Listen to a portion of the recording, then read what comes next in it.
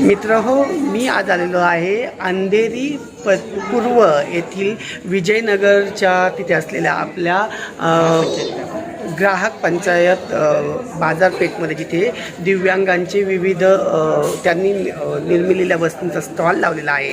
आणि विशेष म्हणजे मी इथे एका अशा व्यक्तिमत्वाला भेटलो की त्यांची माहिती घेतल्यानंतर आपल्या सगळ्यांनाच उत्साह आणि ऊर्जा तर मिळणारच आहे, पण नक्कीच आपल्याला प्रेरणा देखील मिळणार आहे. तर मित्र, हे आहेत आपले सागर पाटील सर, जे आपल्या IIG या फाउंडेशनचे संस्थापक आहेत.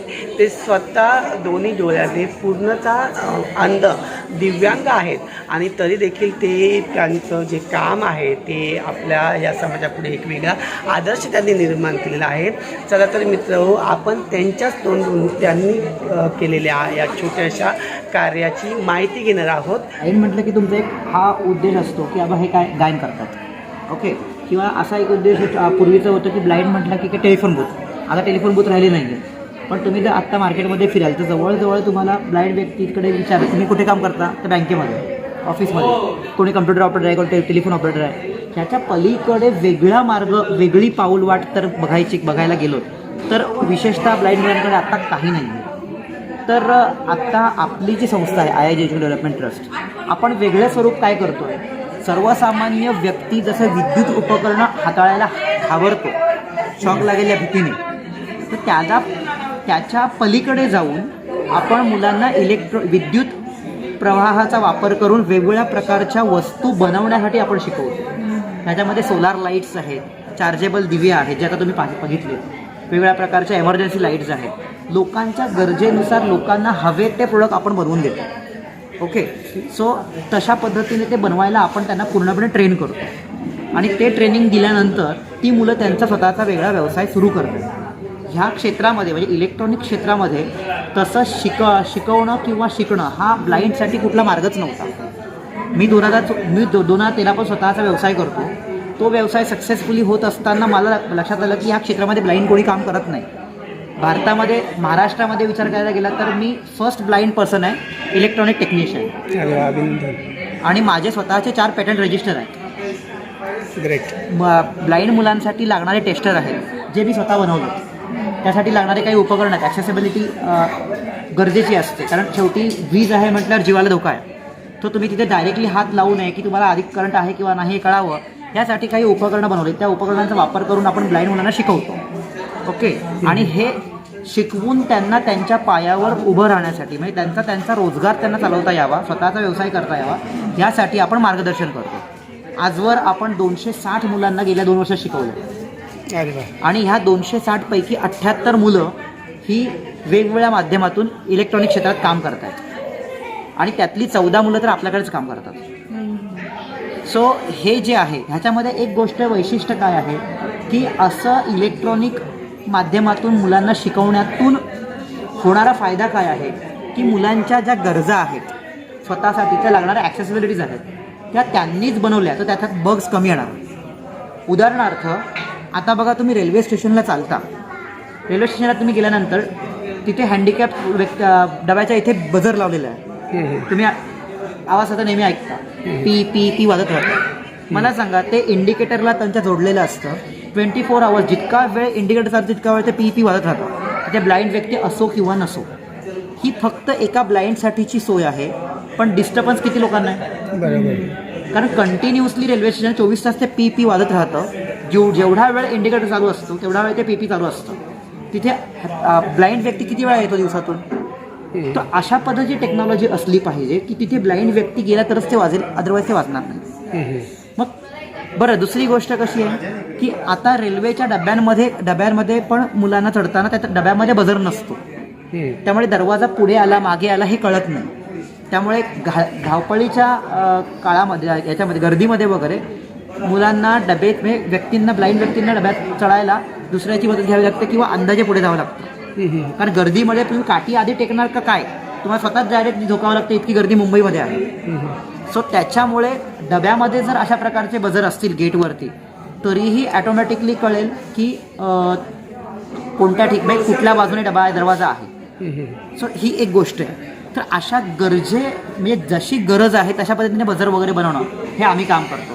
आता आम्ही एक बजर डेव्हलप करतोय, सौर ऊर्जेवर चालणारा बजर आहे. तुमच्या गेटवर तुम्ही बसवायचं आहे. तुम्ही जेव्हा तिथे येण्यापूर्वी तुम्हाला तुमचे 50-60 मीटर तुमचं अंतर बाकी असताना तुमच्या मोबाईलद्वारे त्याला तुम्ही ऑन करायचं आणि तुम्ही तुमच्या गेटमधून आतमध्ये पास झालात की ते आपोआप बंद होईल. म्हणजे तुमची गरज संपली.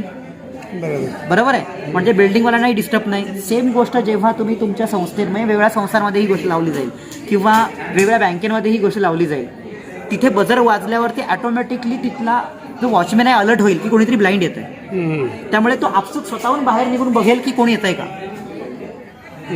म्हणजे त्याला जी गरज आहे.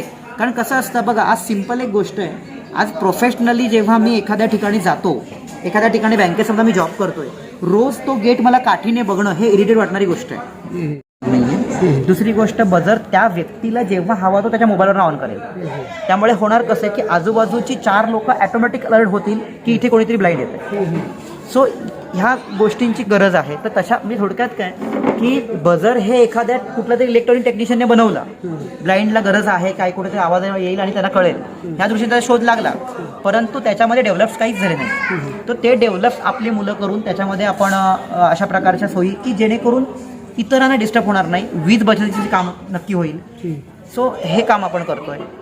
त्याच्यामध्ये आपण वेगळ्या प्रकारचे की आपण ब्लाइंड मुलांना इलेक्ट्रॉनिकचं शिक्षण देतोय. आजवरती कोणत्याही प्रकारच्या संस्थेमध्ये इलेक्ट्रॉनिकचं शिक्षण ब्लाइंडला दिलं जात नाही.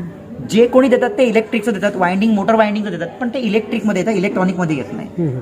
आपण जे मुलांना शिकवतो हे संपूर्णतः PCB डिझायनिंग पासून सगळं शिकवतो की एखादा मदरबोर्ड बनवायचा कसा, PCB डिझाईन कसं काय, ड्रॉ कसं करायचं, इथपासूनचं आपण ट्रेनिंग देतो. त्याचं सोल्डरिंग करेपर्यंत म्हणजे आपण वेल्डिंगपासून सोल्डरिंगपर्यंत सगळ्या गोष्टी आपण शिकवतो.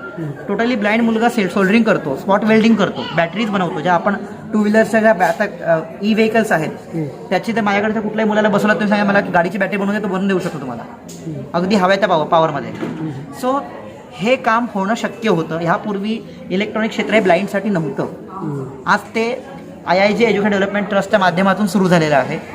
आत्तापर्यंत आपण जे काही 260 मुलं या क्षेत्रात आणलेली आहेत, ह्यापैकी 260 पैकी किमान 200 मुलं तरी आपापलं स्वतःचं घरातलं इलेक्ट्रॉनिकचं स्वतः करतात. सो ह्याचा दृष्टिकोन बदलवून लोकांपर्यंत आम्ही आणखी एक काम करतो, ते म्हणजे सोलार अवेअरनेस. कारण सौर ऊर्जेचा वापर लोकांना माहिती आहे, सोलार प्लेट्स लोकांना माहिती आहे, परंतु त्याच्या संदर्भात लोकांची फसवणूक मार्केटमध्ये इतकी चाललेली आहे की एखाद्या पॉवर बँकवर एवढासा सोलार लावला आणि तो सोलार पॉवर बँक म्हणून विकला, पण प्रॅक्टिकल यूज आहे का, तर त्याचा यूज नसतो, शून्य आहे. मग लोकांनी अशा ठिकाणी पैसा वाया घालवावा का, या संदर्भात अवेअरनेस निर्माण करायचं का आपली ट्रस्ट करते, सोलार अवेअरनेस. सो आपला प्रकल्प आहे एक, तो म्हणजे शॉकप्रूफ इंडिया. बऱ्याच ठिकाणी तुम्हाला माहिती असेल पावसाळ्याच्या काळात किंवा इतर ठिकाणी भारतामध्ये विजेचा धक्का लागून, शॉक लागून मरणाऱ्या लोकांची संख्या जास्त आहे.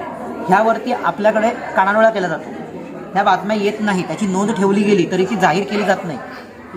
तर या संदर्भात शॉकप्रूफ भारत, कारण तुम्ही जर US मध्ये किंवा अमेरिकेत वगैरे बघाल तुम्ही, तर तिथे लोकांना शॉक लागून मरतात का लोक, तर नाही. कारण का, तिथे व्होल्टेजचा दाब खूप कमी आहे. कारण का की बऱ्याचशा देशांमध्ये 110 व्होल्ट वीज वापरली जाते. याचं कारण असं आहे की आपल्याकडे वीज एका ठिकाणी बनवतात आणि ती हजारो किलोमीटर वाहून नेली जाते. परंतु परदेशामध्ये तुम्ही जेव्हा तुमचं घर किंवा इमारत बांधता तेव्हा तुम्हाला सरकार हे विचारतो की तुमचा ऊर्जा स्रोत काय असणार आहे.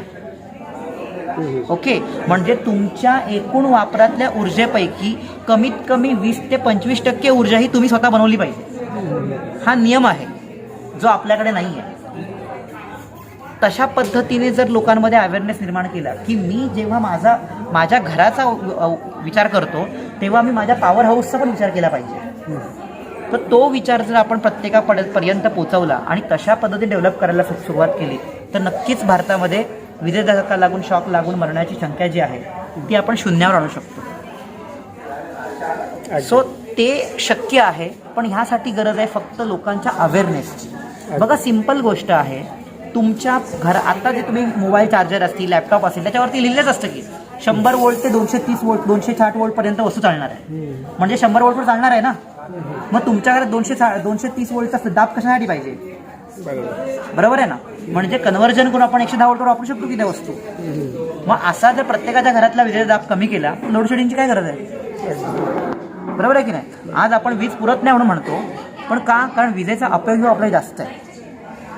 तिसरी गोष्ट आम्ही काम करतो ते प्रकाशाचं प्रदूषण. याचा विचार कोणीच करत नाही. प्रकाशाचं प्रदूषण आपण इतकं करून ठेवलंय. तुम्ही विचार करा, तुमच्या माझ्या आजोबा आजी मेणबत्तीवर अभ्यास करत होते, लिहू शकत होते. आज आपण लिहू शकतो का लिहू शकत नाही? कारण आपण इतक्या भगभगीत प्रकाशात राहण्याची स्वतःची सवय केलेली आहे की ह्या प्रकाशाच्या प्रदूषणामुळे आपली नजर कमी झाली आहे. आणि त्यामुळे आज डोळ्यांना नंबर येणे किंवा तुम्हाला लांबचं न दिसणं किंवा कमी प्रकाशामुळे तुम्हाला लांबचं न दिसणं, ह्या सगळ्या गोष्टी आपण ओढावून घेतलेल्या आहेत. कारण आपण आपल्या डोळ्यांना आरामच देत नाही. सो हे जे प्रकाशाचं प्रदूषण आपल्यासाठी आहे त्यापेक्षा भयंकर प्रदूषण आपण कोणासाठी करून ठेवलं आहे? ते प्रकाशाचं प्राण्यांसाठी आणि पक्ष्यांसाठी. बरोबर, त्यांना त्याची सवयच ना. आजकालच्या मुंबईमधल्या कोंबड्यांना कळतच नाही कधी आरवायचं असतं. कावळ्यांना कधीच कळत नाही. ते रात्री 1:30 वाजता पण केकडत उडतात. का? कारण आजूबाजूला झाडांवर इकडे तिकडे आपण सजावटीच्या नावाखाली रोषणाई करून ठेवतो. पण त्यातून होणाऱ्या जर इतर निसर्गाची जी हानी आहे ती आपण लक्षात घेत नाही. सो ह्या पद्धतीचं प्रकाशाच्या प्रदूषणाऐवजी आज बघा, तुम्ही जर लंडनला जा, जपानमध्ये जा, किंवा माझा हात दुखतोय म्हणून मला हे काम जमू शकत नाही, किंवा मला आज डोकंच दुखतोय मी कामाला जाणार नाही की अभ्यास करणार नाही, असे जे विचार असतात लोकांचे. मग अशा व्यक्तींना वेगवेगळ्या ॲक्टिव्हिटीमधून एखादा अपंगत्व, प्रत्येक अवयवाचं महत्त्व काय आहे ते दाखवून ते अवयव नसेल तर तुम्ही काय करू शकता ह्या पद्धतीची आधीच आपण एक पॉसिबिलिटी थिंकिंगचे कोर्सेस घेतो, वर्कशॉप घेतो पॉसिबिलिटी थिंकिंगचे. तर ते पॉसिबिलिटी थिंकिंगचा वर्कशॉप आपण घेऊन त्यांना ह्या सगळ्या ॲक्टिव्हिटीज दाखवतो. त्या ॲक्टिव्हिटीजमधून त्या व्यक्तीचा विचार बदलवण्याचा प्रयत्न करत असतो. सो ही जी काही कामं आपण वेगवेगळ्या माध्यमातून करतो, तर ही कामं करत असताना मग अशा प्रकारचे प्रोग्राम घेणं किंवा मग वेगळ्या पद्धतीने व्याख्यान ठेवून त्या व्याख्यानातून या सगळ्या गोष्टी पोहोचवण्याचं आपण काम करतो की व्यक्तींनी वेगळ्या पद्धतीने कसं पुढे येणं गरजेचं आहे. जी आपली ट्रस्ट आहे IIG एज्युकेशन डेव्हलपमेंट ट्रस्ट, या ट्रस्टच्या माध्यमातून आपण विशेषतः ब्लाइंड व्यक्तींना किंवा इतर दिव्यांग म्हणजे अस्थिव्यंग व्यक्तींना आपण इलेक्ट्रॉनिकचं ट्रेनिंग देतो. त्यांना त्यांचे रोजगार निर्माण करून द्यायचा प्रयत्न करत असतो. आणि आपल्याकडे जे इलेक्ट्रॉनिक ट्रेनिंग आपण देतो हे विशेषतः कचरा गोळा करून, म्हणजे तुमच्या आमच्या घरी जे बंद पडलेले इलेक्ट्रॉनिक उपकरणं असतात ती आम्ही गोळा करतो आणि त्याचाच वापर करून आपण मुलांना शिकवतो. त्यामुळे हे सगळे कोर्सेस आपण मोफत शिकवतो. मुलांकडनं कोणत्याही प्रकारचे आपण फी नाही घेत. आणि अशा प्रकारचे कोणालाही कोर्स करायचे असतील, इलेक्ट्रॉनिक क्षेत्रामध्ये पुढे यायचं असेल, तर त्यांना आपण आपल्याकडे पूर्णपणे शिकवून त्यांना संपूर्णतः मार्गदर्शन करीत असतो. तर इच्छुक व्यक्ती कोणी असतील की ज्यांना शिकायचं आहे आशांनीही, आणि ज्यांना इलेक्ट्रॉनिक आपल्या घरातल्या जुन्या वस्तू आहेत ज्या अशा विद्यार्थ्यांना शिकण्यासाठी उपयोगी पडतील म्हणून द्यायचे असतील, तर ते नक्कीच IIG एज्युकेशन डेव्हलपमेंट ट्रस्टला संपर्क साधू शकतात. आपलं जे सेंटर जे आहे ते दहिसर अशोकवनमध्ये आहे, रावळपाडा दहिसरमध्ये, दहिसर ईस्टला. आणि IIGEDU@gmail.com हा आपला ईमेल ID आहे. आणि 9322017140 हा संस्थेचा नंबर आहे. ह्या नंबरवर कधीही संपर्क साधून तुम्ही उर्वरित सगळी माहिती घेऊ शकता आणि तिथे येऊन प्रत्यक्ष व्हिजिट करू शकता. ब्लाइंड व्यक्ती इलेक्ट्रॉनिकची कामं कशी करतात, स्पॉट वेल्डिंग कसं करतात हे प्रत्यक्ष तुम्ही बघू शकता. तुमच्या कॉन्टॅक्टमध्ये कोणी असतील त्यांनाही तुम्ही तिथे पाठवू शकता. सो कधीही तुम्ही भेट द्या. आपलं ऑफिस सकाळी 11 ते रात्री 9 ह्या वेळेत चालू असतं. फक्त दुपारी साधारणतः 1 ते 3 ह्या दरम्यान 2 तास बंद असतं. तर कधीही या वेळेत तुम्ही येऊन तिथे व्हिजिट करू शकता आणि मुलांनाही प्रोत्साहित करू शकता. आणि तुमच्या कॉन्टॅक्टमध्ये कोणी असतील अशा प्रकारची गरजू लोक, तर त्यांना पण तुम्ही इथपर्यंत पोचवू शकता. ह्या यूट्यूब चॅनलसाठी मला बोलायची संधी दिली त्याबद्दल धन्यवाद. पण सगळ्यात महत्त्वाची गोष्ट अशी आहे की आपल्या IIG एज्युकेशन डेव्हलपमेंट ट्रस्टचं एक मस्त मराठी कट्टा हे एक यूट्यूब चॅनल आहे. ह्या यूट्यूब चॅनलचं एक वैशिष्ट्य असं आहे की हे सर्व प्रकारच्या व्यक्तींना ॲक्सेसेबल आहे. ह्या यूट्यूब चॅनलमध्ये sign language, audio, video formats आणि टेक्स्ट ह्या सगळ्या पद्धतीने आपण व्हिडिओज रेकॉर्ड करतो. आजवर हे चॅनल महाराष्ट्रामधल्या जवळजवळ 175पेक्षा अधिक शाळा विशेषतः कर्णबधीर मुलांना शिकवणाऱ्या ज्या शाळा असतात त्या शाळा वापरतात हे चॅनल्स. तर प्रत्येकाने हे चॅनल सबस्क्राईब करा आणि दिव्यांग सो या निमित्ताने सर्वांना नवरात्रीच्या आणि दसऱ्याच्या खूप खूप शुभेच्छा. पुन्हा एकदा धन्यवाद.